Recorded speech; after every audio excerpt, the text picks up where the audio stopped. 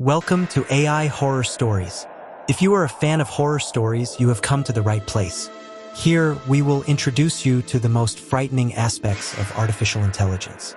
If you enjoy our stories, please subscribe to our channel and like the videos. Your support will help us create even more scary stories. 1. Where sanity is extinguished. The discovery of a dangerous experiment in an abandoned mental asylum that threatens to release madness into the air. Deep in the inhospitable wilderness of Vermont lies the town of Dunwich, a place many on modern maps have chosen to forget.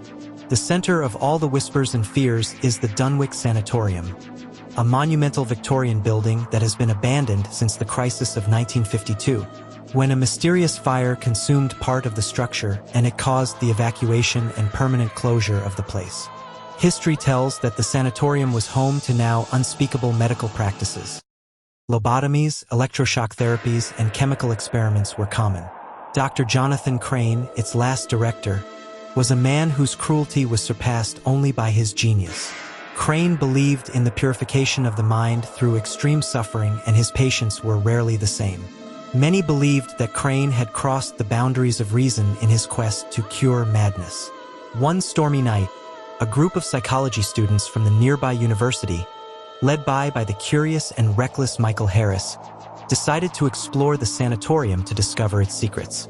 Armed with flashlights and cameras, they were unprepared for what they would find. As they walked through the main entrance, the wind seemed to whisper names, and shadows played on the walls like ghosts of the night past. The group moved toward the West Wing, the site of the 1952 fire. In the heart of the burned wing, they found Dr. Crane's office, miraculously intact among the charred chaos. Files, notes, and journals littered the floor, but it was a large black book that caught Michael's attention. It was Dr. Crane's personal journal, filled with disturbing observations and frenetic drawings. As Michael read aloud, the air grew heavier, and the sounds of footsteps and murmurs grew around them. The pages described a ritual, something Crane had discovered and obsessively tried to perfect. A procedure to completely eradicate madness, releasing the essence of it into the air. Ignoring the pleas of his friends leaving, Michael continued reading until suddenly the flashlights went out. In the darkness, piercing screams were heard and then silence. When the lights came back on, Michael was gone. Only his glasses remained on the floor, along with one last note from Crane that said, "Where sanity is extinguished, true knowledge begins." Since that night, no one has returned to see Michael. Dunwich Sanatorium remains standing, a silent guardian of unimaginable horrors. Locals avoid the place, fearing that the madness of Crane still hangs in the air, seeking new minds to corrupt. And so Dunwich remains a place where sanctity literally dies out. 2. The Melody of Death. A cursed violin and a lost symphony that traps the souls of those who dare to play it. In the small village of Amersburg, the elders still whisper about the curse of Crowley Manor.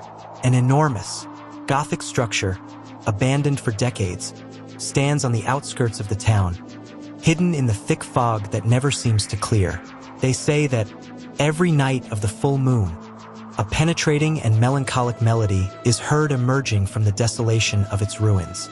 It is the violin of Edgar Crowley, the last of his lineage, who was a violin virtuoso and whose life ended in tragedy.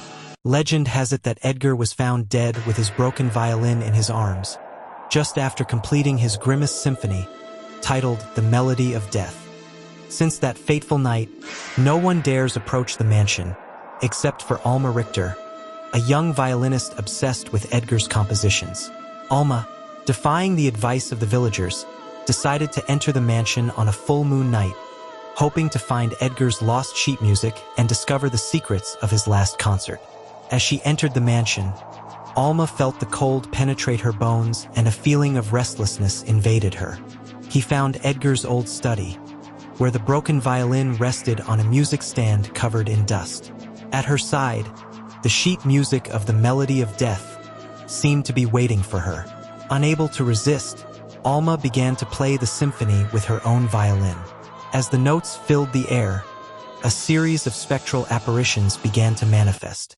They were the souls trapped by the melody, condemned to relive their last moment over and over again.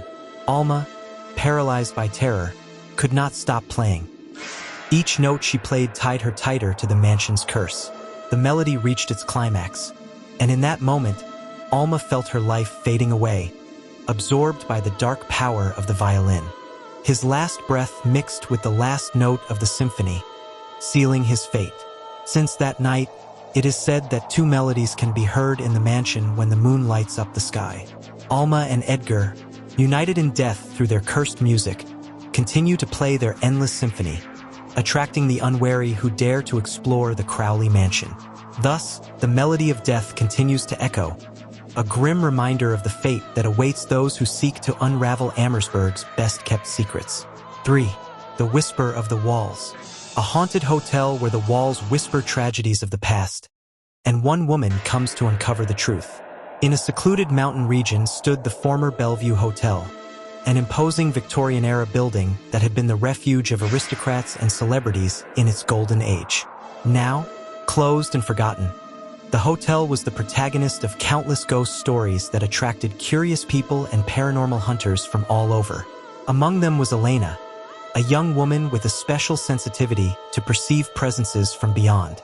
Determined to explore the Bellevue Hotel and its mysteries, Elena entered the building on a full moon night, accompanied only by her sound recorder and an old camera that had belonged to her great-grandfather. As she walked through the hallways and rooms, Elena felt how the air was charged with an inexplicable energy. In the great ballroom, where laughter and music once resounded, now only a dead silence reigned. It was there that she caught the first whispers, faint voices that seemed to emanate from the walls themselves, narrating fragments of stories lost in time. Guided by these voices, Elena arrived at a room in the top floor, the Master Suite, where, according to legends, a tragedy had occurred that marked the beginning of the hotel's decline. As she entered, she felt an overwhelming presence, a cold that seeped into her bones and a sense of desperation that enveloped her. With her recorder in hand, Elena asked into the void who was there what story wanted to be told. The response was immediate. An icy wind swept through the room, and the recorder captured a clear voice, although full of sadness. It was the voice of Isabella, the last owner of the hotel, who had loved the Bellevue more than anything and whose untimely death had been shrouded in mystery. Through Isabella's voice, Elena learned the true history of the hotel, a story of love, jealousy, and betrayal that had been hidden behind the walls of the Bellevue. Isabella asked Elena to share her story with the world, so that her spirit could finally find peace. As she left the hotel, with the first light of dawn coloring the sky, Elena knew that her visit to the Bellevue had changed something in the fabric of time and space. Isabella's story, once freed, allowed the hotel to stop being a place of shadows and whispers and become a monument to the lives that had passed through its rooms. Elena published the story of Isabella and the Bellevue Hotel, letting the world know the secrets he had kept for so long. And although the hotel never reopened its doors, those who passed by swore they heard, on full moon nights, the echo of the music and laughter that once filled its halls, as if the Bellevue, finally in peace, he will remember his days of glory.